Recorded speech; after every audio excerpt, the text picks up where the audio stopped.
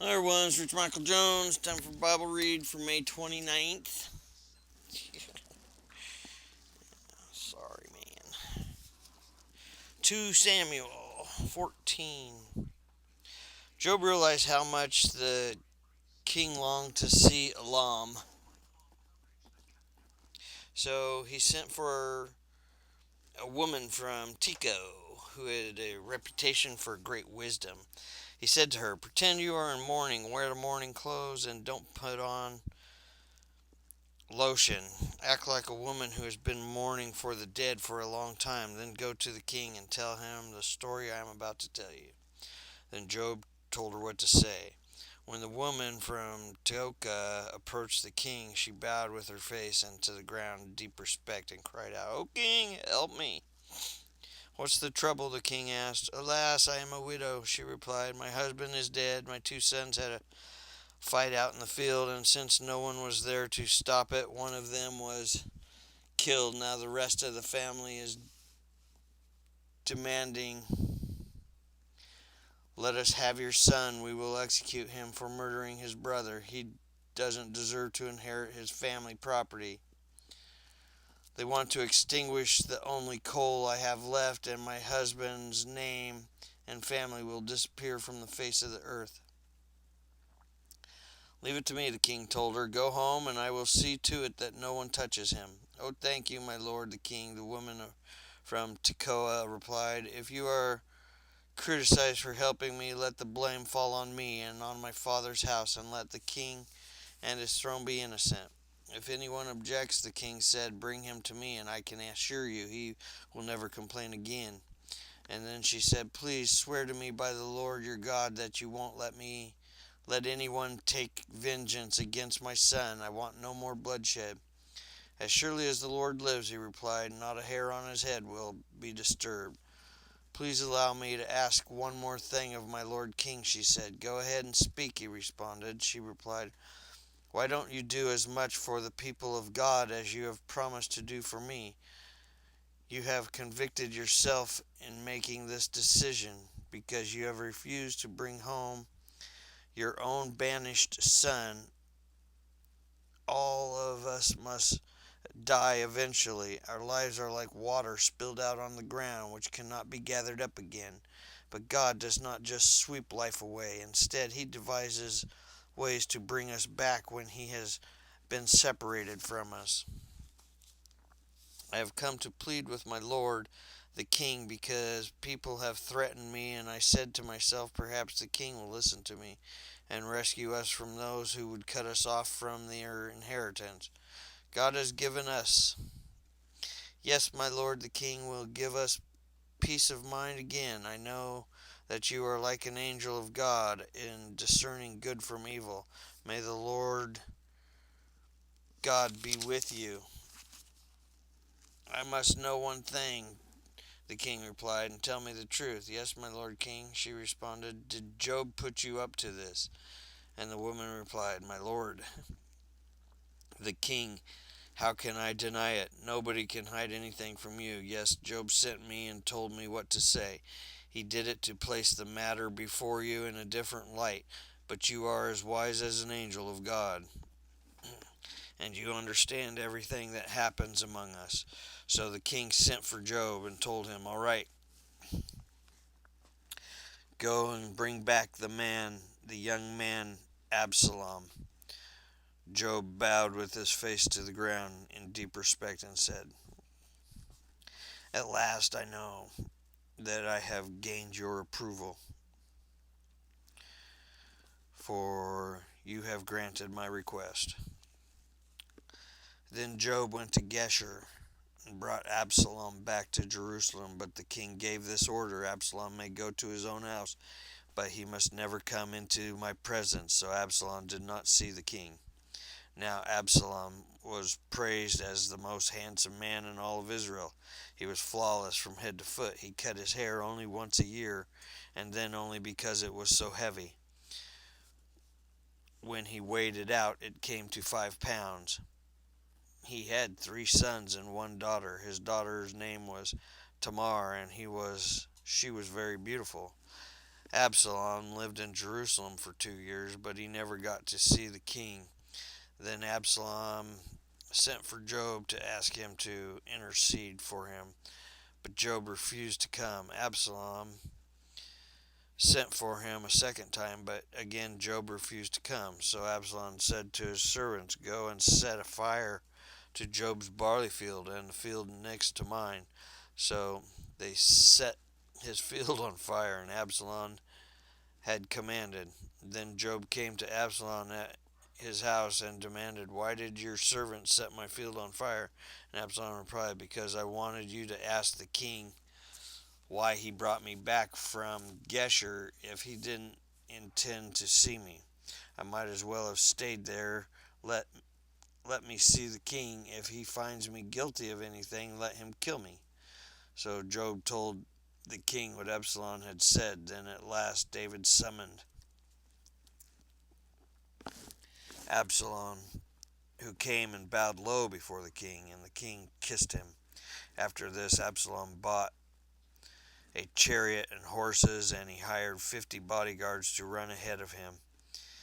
He got up early every morning and went out of the gate of the city. When people brought a case to the king for judgment, Absalom would ask where in Israel they were from, and they would tell him their tribe. Then Absalom would say, "You've really got a strong case here. It's too bad the king doesn't have anyone to hear it. I wish I were the judge, that then everyone could bring their cases to me for judgment, and I would give them justice." When people tried to bow before him, Absalom wouldn't let them. Instead, he took them by the hand and kissed them. Absalom did this with everyone who came to the king for judgment, and so he stole the hearts of all the people of Israel. After 4 years, Absalom said to the king, "Let me go to Hebron to offer a sacrifice to the Lord and fulfill a vow I made to him. For while your servant was at Geshur and Arm, I promised to sacrifice to the Lord in Hebron if he would bring me back to Jerusalem." "All right," the king told him, "go and fulfill your vow." So Absalom went to Hebron, but while he was there, he sent secret messengers to all the tribes of Israel. "Stir up a rebellion against the king as soon as you hear the ram's horn." This message read, "You are to say, 'Absalom has been crowned the king in Hebron.'" He took 200 men from Jerusalem with him as guests, but they knew nothing of his intentions. While Absalom was offering the sacrifices, he sent for Ahithophel, one of David's counselors, who lived in Gilo. Soon many others also joined Absalom, and the conspiracy gained momentum.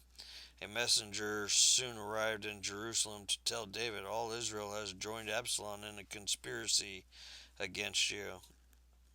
"Then we must flee at once, or it will be too late," David urged his men. "Hurry! If we get out of the city before Absalom arrives, both we and the city of Jerusalem will be spared from disaster." "We are with you," his advisers replied. "Do what you think is best." So the king and all his household set out at once. He left no one behind except 10 of his concubines to look after the palace. The king and all his people set out on foot, pausing at the last house to let all the king's men move past to lead the way. There were 600 men from Gath who had come with David along with the king's bodyguard. Then the king turned and said to Ittai, a leader of the men from Gath, "Why are you coming with us? Go on back to the king Absalom, for you are a guest in Israel, a foreigner in exile. You arrived only recently, and should I force you today to wander with us, I don't even know where we will go. Go back and take your kinsmen with you, and may the Lord show you his unfailing love and faithfulness."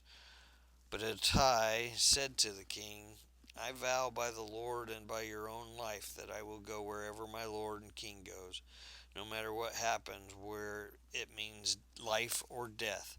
David replied, "All right, come with us." So Ittai and all of his men and their families went along. The second part of the read is in John 18. Thank God for Jesus. After saying these things, Jesus crossed the Kidron Valley with his disciples and entered a grove of olive trees. Judas the betrayer knew this place because Jesus had often gone there with his disciples.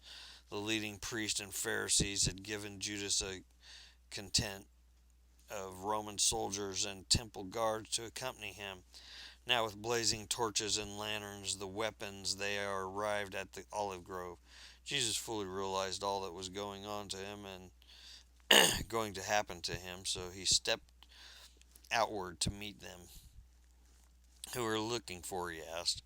Jesus, the Nazarene, they replied. I am he, Jesus said. Judas, who betrayed him, was standing with him. As Jesus said, I am he. They all drew back and fell to the ground. Once more he asked them, Who are you looking for? And again they replied, Jesus the Nazarene. I told you that I am he, Jesus said, and since I am the one you want, let these others go. He did this to fulfill his own statement. I did not lose a single one of those who have given me. Then Simon Peter drew a sword and slashed off the right ear of Malchus, the high priest's slave. But Jesus said to Peter, Put your sword back into its sheath. Shall I not drink from the cup of suffering the Father has given me? Yes, I love you. So the soldiers, their commanding officers, and the temple guards arrested Jesus and tied him up. First, they took him to Annas, the father-in-law of Caiaphas, the highest priest at the time.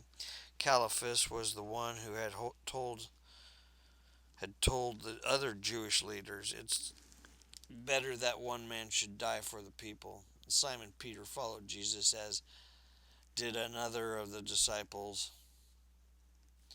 The other disciple was acquainted with the high priest, so he was allowed to enter the high priest's courtyard with Jesus. Peter had to stay outside the gate, and then the disciples who knew the high priestess spoke to the woman watching at the gate, and she let Peter in. The woman asked Peter, You're not one of that man's disciples, are you? No, he said, I am not. Because it was cold, the household servants had made a charcoal fire. They stood around it, warming themselves, and Peter stood with them, warming himself. Inside, the high priest began asking Jesus about his followers and what he'd been teaching them. Jesus replied, Everyone knows what I teach. I have preached regularly in the synagogues and the temple where the people gather. I have not spoken in secret. Why are you asking me these questions? Ask those who heard me. They know what I said. Then one of the temple guards standing nearby slapped Jesus across the face. Is that the way to answer the high priest? He demanded. Jesus replied, If I said anything wrong, you must prove it. But if I am speaking the truth, why are you beating me? Then Annas bound Jesus and sent him to Caiaphas, the high priestess. The next part of the read is in Psalms 119. Oh, how I love your instructions. I think about them all day long. Your commands make me wiser than my enemies, for they are my constant guide. Yes, I have more insight than my teachers, for I am always thinking of your laws. I am ever wiser than my elders, for I have kept your commandments. I have refused to walk on any evil paths, so that I may remain obedient to your word, and I have turned away from your regulations, for you have taught me well. How sweet your word tastes to me. I haven't turned away. They are sweeter than honey. Your commandments give me understanding. No wonder I hate every false way of life. Your word is a lamp to guide my feet and the light for my path. I've promised it once and I'll promise it again. I will obey your righteous regulations. I have suffered much, O Lord. Restore my life again as you promised. Lord, accept my offering of praise and teach me your regulation. My life constantly hangs in the balance, but I will not stop obeying your instructions. The wicked have set their traps for me, but I will not turn from your commandments. Your laws are my treasure. They are my heart's delight. I am determined to keep your decrees to the very end. Proverbs 16. Better to have little with godliness than to be rich and dishonest. We can make our plans, but the Lord determines our steps. Oh, that's nice. That's